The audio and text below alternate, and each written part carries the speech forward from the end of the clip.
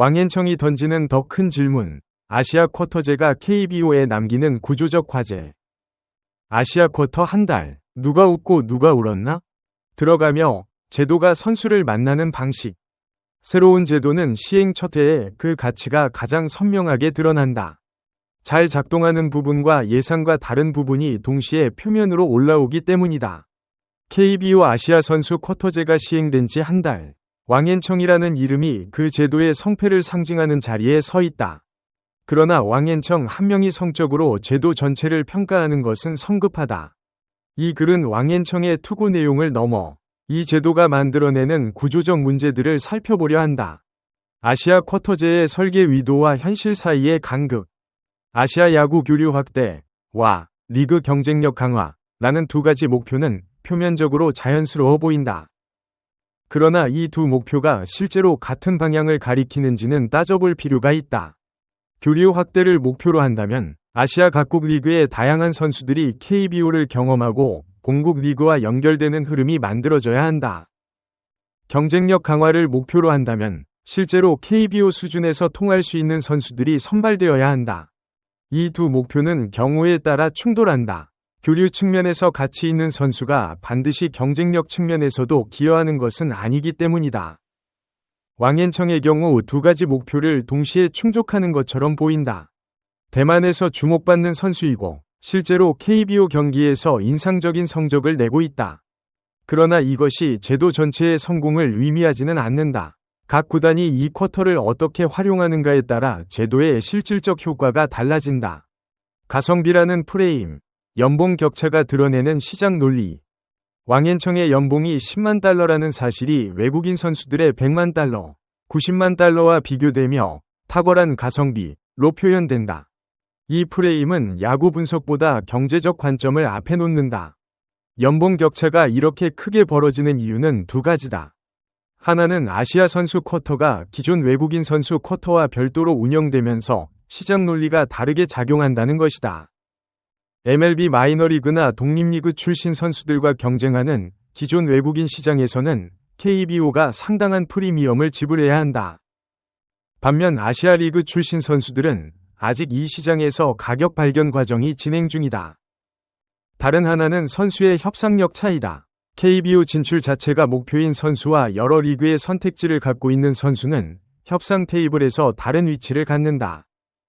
아시아 쿼터 선수들의 낮은 연봉은 이 협상력 차이를 반영한다. 그러나 이 구조가 지속 가능한지는 별개의 문제다. 왕앤청처럼 뛰어난 성과를 내는 선수가 늘어난다면 아시아 선수들의 협상력은 올라가고 연봉도 상승할 것이다. 가성비라는 프레임은 시장이 아직 충분히 발전하지 않은 초기 상태를 반영하는 것일 수 있다.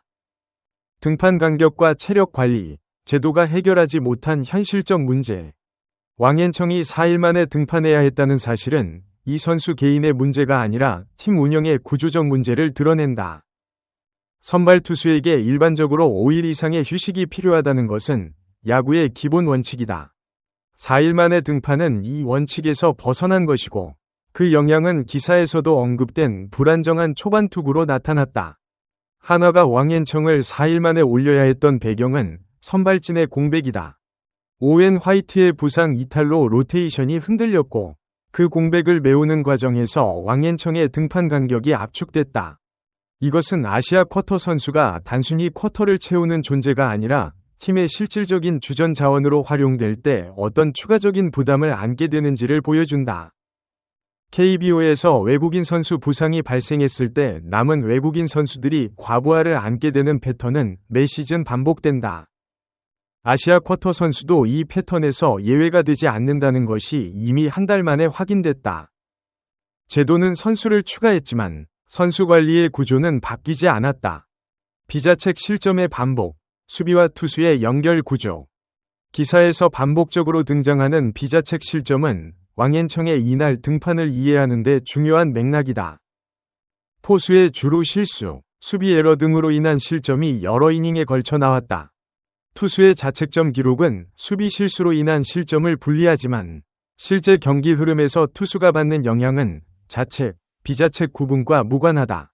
수비 실수로 주자가 득점하더라도 투수는 그 이닝을 계속 책임져야 하고 추가 실점을 막아야 하는 압박이 더해진다. 이날 왕앤청이 비자책 실점 상황에서도 집중력을 유지하며 이닝을 마무리한 것은 긍정적인 신호다. 그러나 수비 지원이 불안정한 환경에서 반복적으로 등판하는 것이 투수의 심리적, 체력적 부담에 어떤 영향을 미치는지는 시즌이 쌓이면서 드러날 것이다. 앞으로의 제도적 과제, 한 달이 남긴 질문들. 왕앤청의 성과는 아시아 쿼터제가 잘 작동할 수 있다는 가능성을 보여줬다. 그러나 제도가 지속 가능하게 발전하려면 몇 가지 구조적 질문들이 해결되어야 한다. 각 구단이 아시아 쿼터를 어떤 기준으로 활용하는가의 문제다. 순수하게 전력 보강을 위해 탐색하는 구단과 형식적으로 쿼터를 채우는 구단 사이의 차이가 시간이 지나면서 더 선명해질 것이다. 이 차이가 제도의 실질적 효과를 결정한다. 아시아 선수 시장의 가격 발견 문제도 중요하다. 현재의 낮은 연봉 구조가 아시아 최상위 선수들의 KBO 진출 동기를 약화시킬 수 있다. 제도가 성숙하면서 시장 논리가 작동하기 시작하면 연봉 구조도 변화할 것이고 구단들의 전략도 달라질 것이다. 선수 관리의 문제도 남는다. 왕앤청의 4일만 등판이 보여주듯 팀 사정에 따라 아시아 쿼터 선수가 과부하를 안게 되는 구조는 선수의 장기 활약 가능성을 제한할 수 있다.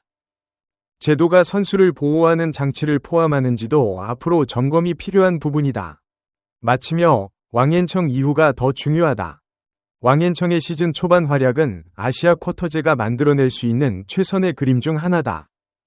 그러나 제도의 진정한 가치는 한 선수의 성공이 아니라 이 제도가 KBO와 아시아 야구 전체에 어떤 흐름을 만들어내는가로 평가될 것이다.